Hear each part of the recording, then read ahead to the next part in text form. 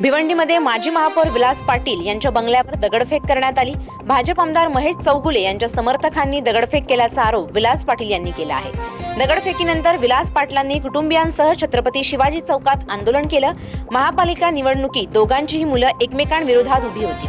भिवंडीमध्ये 2 गटामध्ये जोरदार राडा झाला, त्यानंतर पोलिसांकडून लाठीचार्ज करण्यात आला। सध्या भिवंडीमध्ये तणावपूर्ण शांतता आहे। काठावरच्या गणितांमध्ये आम्ही राज्य देखील चालवतो, त्यामुळे सांगली महापालिकेत काठावरच्या बहुमतात शिंदे सेनेला सोबत घेऊन सत्ता स्थापन करू असा विश्वास सांगलीचे पालकमंत्री चंद्रकांत पाटील यांनी व्यक्त केलाय।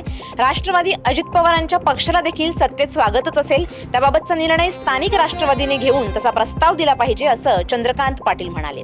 संजय राऊत काहीही करू शकतात, पण टर्म संपल्यानंतर राज्यसभेवर जाऊ शकत नाही तसा टोला चंद्रकांत पाटलांनी लगावलाय।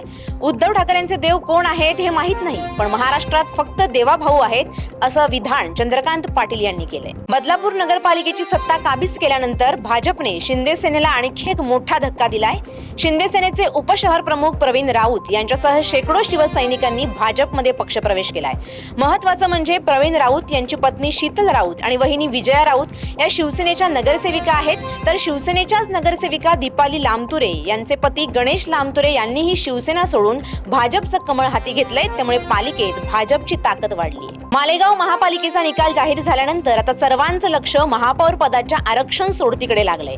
मालेगावात त्रिशंकू परिस्थिती निर्माण झाल्याने महापौरपदी कोण विराजमान होणार याचीच चर्चा सध्या सुरू आहे। मिळालेल्या माहितीनुसार साधारणपणे जानेवारी महिन्याच्या अखेरच्या आठवड्यात नगरविकास विभागाकडून महापौर पदाची आरक्षण सोडत जाहीर होण्याची शक्यता आहे। मालेगाव मनपाच्या 21 प्रभागांतील 83 जागांसाठी झालेल्या मतदानात जवळपास 19,674 मतदारांनी नोटाला पसंती दिली आहे। मतमोजणीनंतर नोटा बटनाचा वापर यंदा मोठ्या प्रमाणात झाल्याचं स्पष्ट झालंय।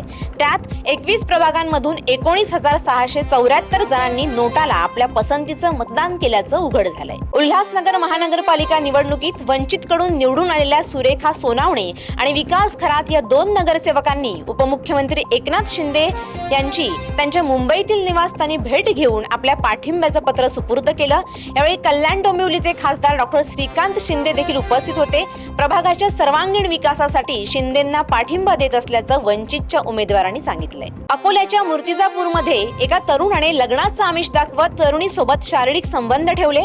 तरुणाने 26 वर्षीय तरुणीवर अत्याचार केला। तरुणीच्या तक्रारीवरून मूर्तिजापूर शहर पोलीस ठाण्यात गुन्हा दाखल करण्यात आलाय।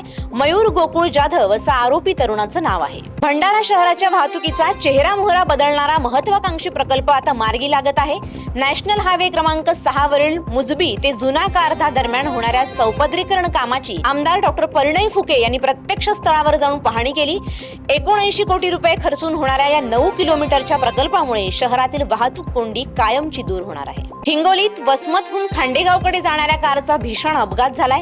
दुचाकीस्वाराला वाचवण्याच्या प्रयत्नात कार चालकाचं वाहनावरील नियंत्रण सुटलं आणि वसमत परभणी राज्य महामार्गावरील रेल्वे उड्डाणपुलाजवळ कार थेट तब्बल 25 फूट खोल कॅनॉलमध्ये कोसळली।